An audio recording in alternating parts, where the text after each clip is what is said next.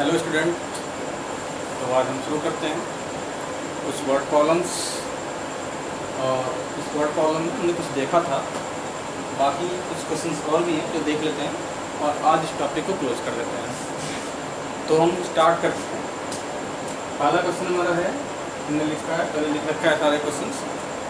Question है हमारा, Yash score 40 marks in a test getting 3 marks of each right answer and losing 1 marks for wrong answer. कोई एक test है, इस test में रॉन्ग मार्किंग यानी नेगेटिव मार्किंग और पॉजिटिव मार्किंग दोनों है। करेक्ट आंसर्स के लिए हमारी पॉजिटिव मार्किंग है और रॉन्ग आंसर के लिए हमारी क्या है, नेगेटिव मार्किंग है। तो इस तरह के टेस्ट में क्या करता है, 3 मार्क्स पाता है राइट आंसर्स के लिए और 1 मार्क्स लूज करता है इनकरेक्ट आंसर के लिए। फिर बोला गया है, उसमें दूसरा इक्वेशन बनाने के लिए फिर बोला गया है 4 marks awarded for correct answer and 2 marks deducted for wrong answer. तो दूसरा कंडीशन है, उस दूसरे कंडीशन में बोला गया है कि 4 मार्क्स अवार्ड किया जा रहा है उसको राइट आंसर के लिए एंड 2 मार्क्स उसको डिडक्ट किया जा रहा है इसके लिए, नेगेटिव यानी इनकरेक्ट आंसर के लिए। तो उस केस में ये कितना मार्क्स पाता है, 50 मार्क्स पाता है। तो हमको सॉल्व करना है कि how many question are there in the examination. इस एग्जामिनेशन में टोटल कितने क्वेश्चन थे, हमको सॉल्व करना है। तो हम देख लेते हैं।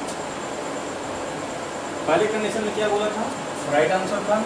तो पहला कंडीशन था हमारे में राइट आंसर और रॉन्ग आंसर और यहाँ टोटल मार्क्स था। देखिए क्या दिया था, 40 मार्क्स पाता है टोटल, 40 मार्क्स पाता है टोटल। 3 मार्क्स है राइट के लिए और 1 मार्क्स है हमारा किसके लिए, रॉन्ग। ये फर्स्ट कंडीशन है। इस कंडीशन में बोला गया है कि पहली कंडीशन जो है, उस पहले कंडीशन में 3 मार्क्स हमको मिलते हैं राइट आंसर के लिए, एक क्वेश्चन पे 3 मार्क्स मिलता है राइट आंसर के लिए और एक क्वेश्चन पे 1 मार्क कट जाता है रॉन्ग आंसर के लिए। तो उसके बाद ये पूरा टोटल कितना स्कोर कर रहा है, 40 मार्क्स स्कोर कर रहा है। दूसरी चीज़ बोला गया है कि अगर 4 मार्क्स अवॉर्ड किए जा रहे हैं राइट आंसर के लिए और 2 मार्क्स डिडक्ट कर दिए जा रहे हैं रॉन्ग आंसर के लिए, तो उस केस में 50 मार्क्स पाया जाता है। ये दोनों हमारे सिचुएशंस हैं, ये सिचुएशंस हैं। इस सिचुएशंस के अकॉर्डिंग हमको इक्वेशन बनाना है, सॉल्व करना है। तो हम क्या करें, क्या दिया गया है, देखिए हमारे पास किसी का नहीं हो रही, हम मान लेते हैं, लेट कर लेते हैं कि फॉर ईच राइट आंसर, जो राइट आंसर हमारे करेक्ट हो रहे हैं वो हमारे कितने हैं, x हैं। जो रॉन्ग आंसर्स हो रहे हैं वो हमारे कितने हैं, y है। इसको हम लेट कर लेते हैं, let x be the right answer, right and y be the wrong answer। इसने मान लिया कि जो हम क्वेश्चंस कर रहे हैं उस क्वेश्चंस में हमारा क्या हो रहा है, x क्वेश्चंस राइट हो रहा है और y हमारे क्वेश्चंस क्या हो रहे हैं, रॉन्ग हो जा रहे हैं। तो ये आंसर पर क्वेश्चन कर लो, रॉन्ग हो जा रहे हैं। तो उस केस में हम देखिए पहले क्वेश्चन क्या है, 3 क्वेश्चन यानी 3 मार्क्स अवॉर्ड किए जा रहे हैं राइट के लिए और कितने क्वेश्चन हमने राइट किया था, x क्वेश्चन हमने राइट किया था। तो अगर x क्वेश्चन राइट किया और हर राइट आंसर के लिए हमें 3 मार्क्स मिल रहे हैं, तो कितना मार्क्स मिल गया हमको, 3 मार्क्स मिल गया। और इसी तरीके से हमने कितना गलत कर दिया, y क्वेश्चन हमने गलत कर दिया। तो y क्वेश्चन अगर हमने गलत किया उस केस में वो कितना मार्क्स डिडक्ट हो रहा है, 1 मार्क्स डिडक्ट हो जा रहा है। ये बात समझ आ रही है, फिर से सुनिए, बहुत ध्यान से सुनिए। हमने क्या किया, जो कंडीशन हमारा दिया गया था उस कंडीशन में दिया गया था कि पहले कंडीशन में 3 मार्क्स हमको राइट आंसर के लिए मिलते हैं और 1 मार्क्स हमको रॉन्ग आंसर के लिए मिलते हैं। तो हमने माना है अपना कंडीशंस कि सपोज डैट कि हमने जो क्वेश्चंस किए हैं उसमें से x क्वेश्चन सही हो गए और y क्वेश्चन क्या हो गए, गलत हो गए। तो जितने हमने सही क्वेश्चन किया उतना इंटू 3 वो मार्क्स आ गया और जितने क्वेश्चन हमने गलत किया उतना इंटू 1 और उसको हम क्या करेंगे, सही वाले में से डिडक्ट कर देंगे तो टोटल मार्क्स हमको मिल जाएगा। तो ये इक्वेशन बना लेते हैं। तो हमारी फर्स्ट कंडीशन क्या थी, according to the first condition 3x minus y equal to 40, ये हमारा इक्वेशन बन जाएगा। दूसरा कंडीशन हमारे पास क्या था कि 4 मार्क्स मिल रहे हैं राइट के लिए और 2 मार्क्स मिल रहा है किसके लिए, रॉन्ग के लिए। तो इसका मतलब अब अगर हमने x क्वेश्चन राइट किया तो x इंटू 4 नहीं हो जाएगा हमारे पास कितना, 4x और 2 क्वेश्चन हमने क्या किया, रॉन्ग कर दिया, तो उसके लिए हमें कितना मिल जाएगा, 2 इंटू y इक्वल टू 50। ये हमारे इक्वेशन बन गया। ये देखिए नीचे वाले इक्वेशन 2 से डिविजिबल है, अगर नीचे वाला इक्वेशन 2 से डिविजिबल है तो इसको डिवाइड कर सकते हैं। इसी को हम लिख सकते हैं आर करके 2x minus y equal to 25, ये इक्वेशन फर्स्ट और ये इक्वेशन सेकंड, और इसको लेके हम सॉल्व कर देंगे, हो जाएगा।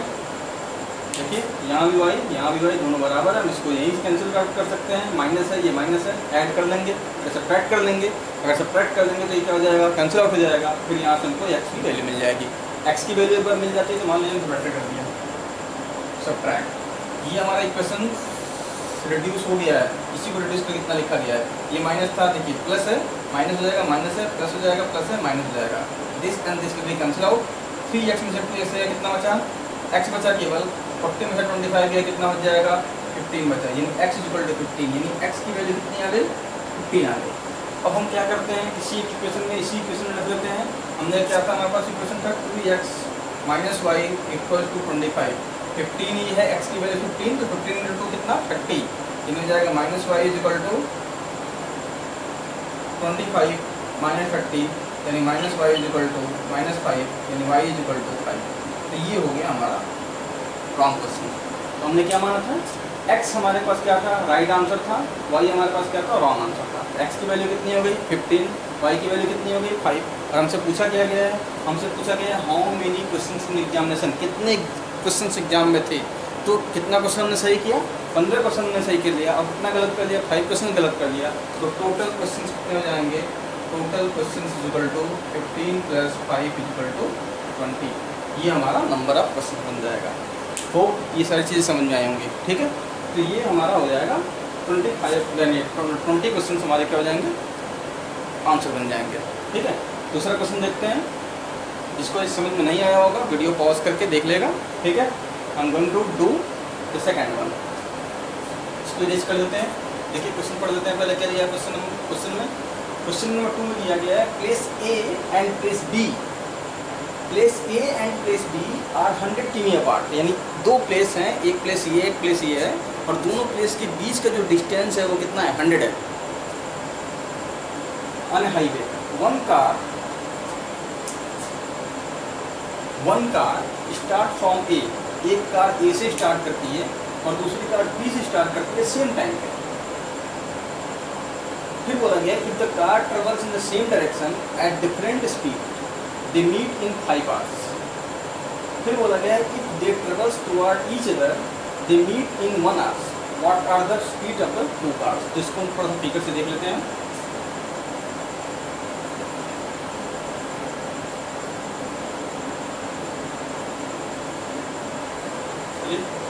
चेक करते हैं, देखिए इसमें दो प्लेस दिया गया है, एक प्लेस ए एक प्लेस बी, और दोनों के बीच की डिस्टेंस कितनी है, 100 है। तो हमने मान लिया कि प्लेस ए हमारा ये हो गया और प्लेस बी हमारा क्या हो गया, ये हो गया। इसके बीच का डिस्टेंस कितना है, 100 किलोमीटर, ये हमारा डिस्टेंस दिया गया है। ध्यान से देखिएगा, क्वेश्चन को पढ़ना है और पढ़ के बहुत अच्छे से ध्यान से देखना है ये क्या दिया गया है। जो इन्फॉर्मेशन गिवन होंगे उसी के अकॉर्डिंग हमको सॉल्व करना होता है। तो वर्ड प्रॉब्लम में हमारी सबसे बड़ी प्रॉब्लम ये होती है कि हम क्वेश्चन को ध्यान से पढ़ते नहीं हैं। जितनी बार क्वेश्चन पढ़ोगे उतनी बार चीज़ें क्लियर होती रहेंगी। तो first of all read the question very carefully and find out what the things are given. उसमें से हमको क्या करना है, वो चीज़ें फाइंड आउट करनी है जिसको यूज करके हमको क्वेश्चन को सॉल्व करना है। तो हमें देखिए इन्फॉर्मेशन, यानी सारे इन्फॉर्मेशन कलेक्ट करनी है। हमें ए और बी दो प्लेस दिए गए थे, इसका डिस्टेंस कितना था, 100 किलोमीटर था। आगे हम पढ़ते हैं कि दोनों डिफरेंट स्पीड से चलते हैं। तो अगर दोनों डिफरेंट स्पीड से चलेंगे, अगर यहाँ पर कोई कार है और यहाँ कोई कार है, दोनों अपनी अपनी कारें अलग अलग चलाते हैं और इसकी स्पीड अलग है इसकी स्पीड अलग है, तो मान लेते हैं इसकी स्पीड कितनी है, x किलोमीटर पर आवर है और इसकी कितनी किलोमीटर कितनी है, y किलोमीटर पर आवर है। ये इसकी स्पीड होगी। ए पर जो कार है वो x किलोमीटर पर आवर से चला रहा है, बी पे जो कार है वो y किलोमीटर पर आवर से चला रहा है। तो हमें पता करना है कि उसके बाद कंडीशन देगी। उसके बाद क्या दिया गया है, कह रहा है at the same time the same direction. अगर सेम डायरेक्शन में जाते हैं, सेम डायरेक्शन का मतलब क्या हुआ, ये इधर जा रहा है तो ये भी तुम्हारा क्या हो रहा है, इधर जा रहा है। सेम डायरेक्शन का मतलब क्या हुआ, ये इस साइड गया ये भी इस साइड गया। अब ध्यान से देखना, कुछ टाइम बाद ये ट्रेवल करते यहाँ पहुँच जाएगा और कुछ टाइम बाद ये ट्रेवल करते भी यहाँ पहुँच जाएगा और दोनों एक पॉइंट पर मिल जाएंगे। ध्यान से देखिएगा, अगर इसकी स्पीड कम है तो ये क्या करेगा, इसको चेस करेगा और ये मान लीजिए 5 आवर्स दिया गया तो 5 आवर्स में कुछ डिस्टेंस चलेगा और ये भी 5r में कुछ डिस्टेंस चलेगा, और दोनों एक दूसरे को किसी न किसी पॉइंट पे मीट कर लेंगे, एक दूसरे को दूसरे पॉइंट पे पकड़ लेंगे।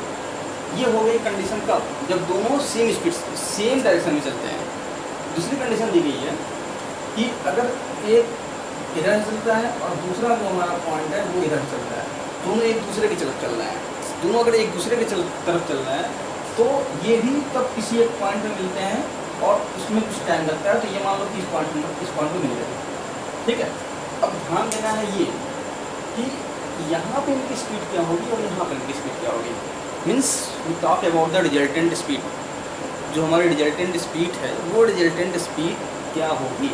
तो आप इस तरह के क्वेश्चंस आप 9th में पढ़े होंगे, बहुत ध्यान से देखा होगा या आपने अनुभव भी किया होगा। जब भी आप ट्रेन या बाइक से या किसी सफ़र में रहते हैं तो देखते हैं जब भी ट्रेन से एक दूसरे के साथ साथ चलती है, इस तरीके से साथ साथ चलती है, तो आपको महसूस होता है कि ट्रेन की स्पीड काफ़ी धीमी हो गई, काफ़ी कम हो गई। और जब भी ट्रेन एक दूसरे से ऐसे जाती हैं, अपोजिट दिशा में जाती हैं, तो बहुत तेज़ी से निकल जाती हैं। उस केस में उनको रिजल्टेंट पता करना होता है। तो मान लिया कि इसका जो स्पीड है वो x है और इसका स्पीड जो है y है। अगर ये दोनों सेम डिस्टेंस में चलेंगे तो उस केस में इनका जो रिजल्टेंट स्पीड होगा वो कितना हो जाएगा, ये हो जाएगा। अगर ये सेम डायरेक्शन में चलते हैं, यानी दोनों स्पीड को हम क्या करते हैं, सब्ट्रैक्ट करते हैं, तो सब्ट्रैक्ट करने के बाद हमको क्या मिलता है, रिजल्टेंट स्पीड मिलता है। और अगर दोनों सेम डायरेक्शन में चलते हैं उस केस में जो स्पीड होती है रिजल्टेंट वो क्या होती है, ऐड हो जाती है और ये हो जाता है x + y km/h। ये पूरा कॉन्सेप्ट था क्वेश्चन को समझने के लिए, this is the full concept. इसके अलावा कुछ और कॉन्सेप्ट इसमें है ही नहीं, बस यही कॉन्सेप्ट था कि अगर दोनों चीज़ें यानी दोनों अगर ये है और ये है, दोनों अलग अलग स्पीड से चल रहे हैं, दोनों सेम डिस्टेंस में चल रहे हैं, सेम डायरेक्शन में चल रहे हैं, उस केस में जो हमारी स्पीड होगी वो स्पीड क्या होगी, कम हो जाएगी, एक्चुअल स्पीड से कम हो जाएगी। और जो इसकी रिलेटेड स्पीड होगी वो क्या होगी, x - y, यानी बड़े वाले स्पीड से छोटे वाले स्पीड को माइनस कर देंगे, जो कुछ भी मिलता है वो हमारा रिलेटेड स्पीड होगा। अब ये दोनों बॉडी एक दूसरे के रिस्पेक्ट में इतने स्पीड से चलेंगे। अगर यहाँ पर हमारा क्या डिस्टर्ब होता है तो उस केस में दोनों स्पीड्स ऐड हो जाती हैं और ये हो जाता है x + y km/h। अच्छा, अब ध्यान से देखना, इसमें दिया गया है अगर ये सेम डायरेक्शन में जाता है तो ये 5 घंटे बाद एक दूसरे को मीट करता है, और अगर ये इस डायरेक्शन में जाता है तो 1 घंटे बाद दूसरे को मीट कर देता है। ठीक है, यानी ये 5 घंटे में एक दूसरे को मीट करता है, एक ही घंटे में दूसरे को मीट कर लेते हैं, मतलब एक दूसरे से मिल जाते हैं। तो हमें हमारा फॉर्मूला क्या बताया है, स्पीड इक्वल टू क्या होता है, distance upon time. Speed equal to क्या होता है, डिस्टेंस अपॉन टाइम। ठीक है, इसमें देखिए क्या क्या हमें दिया गया है, डिस्टेंस हमें गिवन है, स्पीड हमें गिवन है, टाइम हमको गिवन है, तो इसी के रिस्पेक्ट हमको चीज़ें बनानी है, इसी के रिस्पेक्ट हमको चीज़ें बनानी है। इसमें देखिए जो डी है वो हमारा क्या है, कांस्टेंट है, डी तो कहीं नहीं बदल रहा है, ये भी 100 किलोमीटर है, नहीं सॉरी, इसमें चीज़ों को देखनी पड़ेगी, कुछ अलग हो रहा है इसमें। देखिए यहाँ क्या होगा कि बोला गया कि 5 घंटे में ये मिल जा रहा है, तो 5 घंटे में मिल जा रहा है ना, डिस्टेंस इक्वल टू क्या हो जा रहा है, डिस्टेंस इक्वल टू हो जा रहा है स्पीड इनटू टाइम। हाँ ठीक है, तो जो हमारी स्पीड थी वो स्पीड हमारी कितनी है, x - y है, और कितना टाइम इसको लग रहा है, 5 आवर्स लग रहा है। तो 5 आवर्स में दोनों द्वारा कवर की गई जो डिस्टेंस होगी वो हमारी क्या होगी, इस स्पीड से दी जाएगी। तो इन इक्वेशन अगर हम बना लें, मान लेते हैं, लेट कर लेते हैं कि लेट ए की जो स्पीड थी वो कितनी थी, x km/h थी, और b की जो स्पीड थी वो कितनी थी, y km/h थी। तो अगर हम इसमें इससे इक्वेशन बनाएं तो हमारा इक्वेशन क्या बनेगा, speed into time equal to distance, और टाइम हमारा कितना दिया गया, 5 आवर्स दिया गया है। स्पीड हमारी कितनी है, इतनी है, यानी हो जाएगा x - 5 इंटू 5 इक्वल टू 100। ये हमारा हो गया इक्वेशन नंबर 5। क्लियर है, ध्यान से देखिएगा। 5 आवर्स का टाइम लिया और कितनी स्पीड ट्रेवल किया, x - y से, तो x - y into 5 equal to total distance, ये इतना हो जाएगा। ठीक है, अब देखो फिर इसके बाद हम दूसरा इक्वेशन बनाते हैं। तो दूसरे कंडीशन हमारे पास क्या है, स्पीड हमारी क्या है, x + y है, और कितना टाइम लग रहा है, 1 घंटे का टाइम लग रहा है, यानी हो जाएगा x + y इक्वल्स टू कितना, 100। क्लियर है, अब इसको सॉल्व कर देंगे, जो वैल्यू आएगी वो हमारा x और y की वैल्यू बन जाएगी। ठीक है, सॉल्व करना आता है, इसको थोड़ा सा और सिंप्लीफाई कर सकते हैं। अगर इसको 5 से कैंसिल कर देंगे कितने टाइम में कैंसिल हो जाएगा, 20 टाइम में कैंसिल हो जाएगा, यानी x - y इक्वल टू 20। ये हमारा जो फर्स्ट इक्वेशन बना वो बन गया x - y इक्वल टू 20 और x + y इक्वल टू 100। यहाँ पे देखिए वाई से वाई कैंसिल हो जाएगा, ये बच जाएगा 2x इक्वल टू कितना हो जाएगा 120, यानी x की वैल्यू कितनी आ गई 60 आ गई। यानी पहले की स्पीड कितनी थी 60 किलोमीटर पर आवर। दूसरे की स्पीड पता कर लेते हैं। दूसरे की स्पीड हमारे पास क्या है, x plus y equal to कितना था 100 था, 100 x की वैल्यू कितनी आ गई 60 आ गई, यानी y इक्वल टू कितना हो जाएगा 100 माइनस 60 इक्वल टू 40, यानी हो जाएगा 40 किमी पर आवर्स और ये हो जाएगा कितना किमी पर आवर्स। ठीक है, यानी जो पहला कार ट्रेवल करेगा वो 60 किलोमीटर पर आवर से ट्रेवल करेगा, जो दूसरा कार ट्रेवल करेगा वो कितना हो जाएगा 40 किलोमीटर पर आवर से ट्रेवल करेगा। तो like this we have to solve this question. Clear? Hope that ये क्लियर रहा होगा। ठीक है, बहुत सारे क्वेश्चन से बेस दिए गए हैं, जिसको आप लोग सॉल्व करिएगा। ठीक है, सॉल्व करने के बाद रिजल्ट बताइए, कमेंट दीजिए कि क्या हो रहा है। अगर चीज़ें समझ में आ जा रही है तो इजीली ठीक है, अदरवाइज यू कैन कमेंट दें। ठीक है, तो नेक्स्ट ट्राई करते हैं सेकंड वन, थर्ड वन।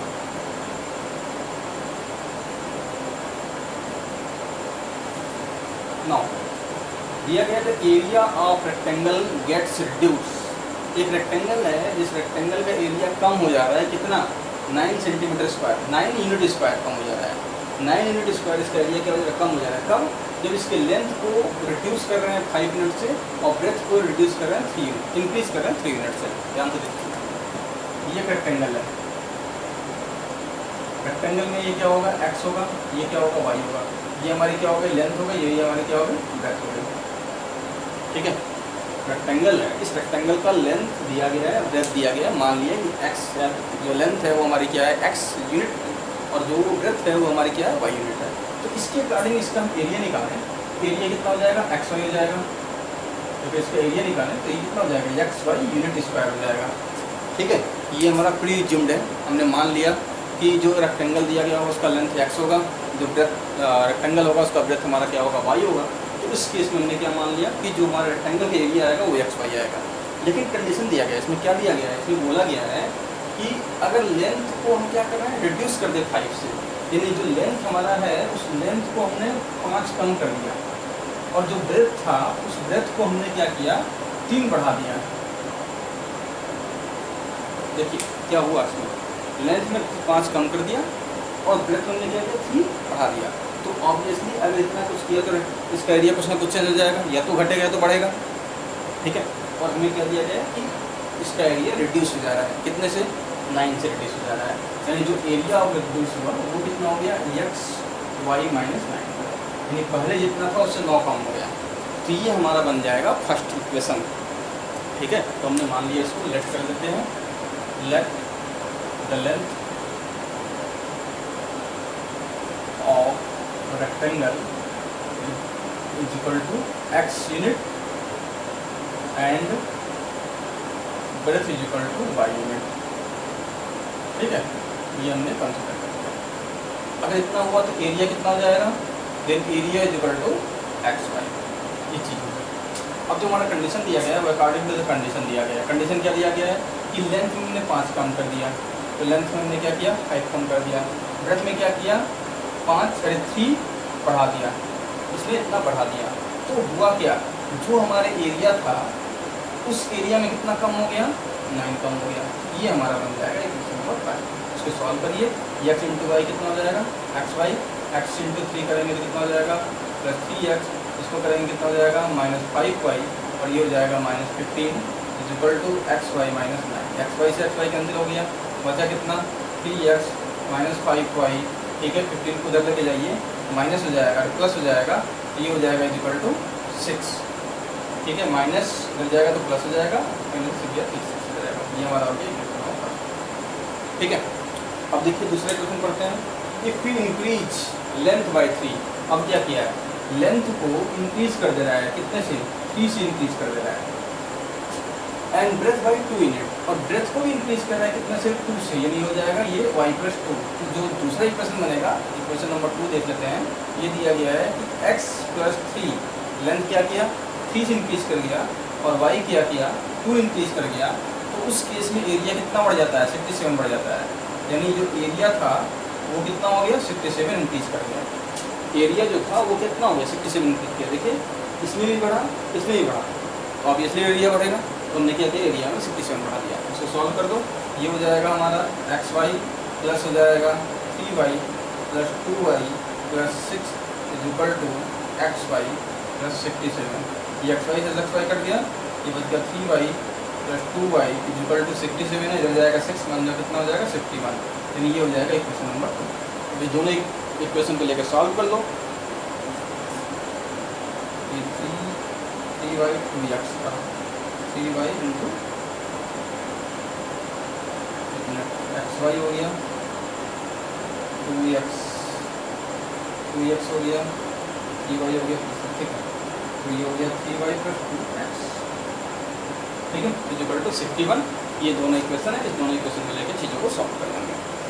तो hope linear equation in 1 variable और 2 वेरिएबल आज फिनिश हो जाएगा, ठीक है। अगर कुछ प्रॉब्लम होती है तो ठीक है बताइए, अदरवाइज अब हम स्टार्ट करेंगे chapter number next 4th number, ठीक है। तो चलते हैं, कीप स्टडी एंड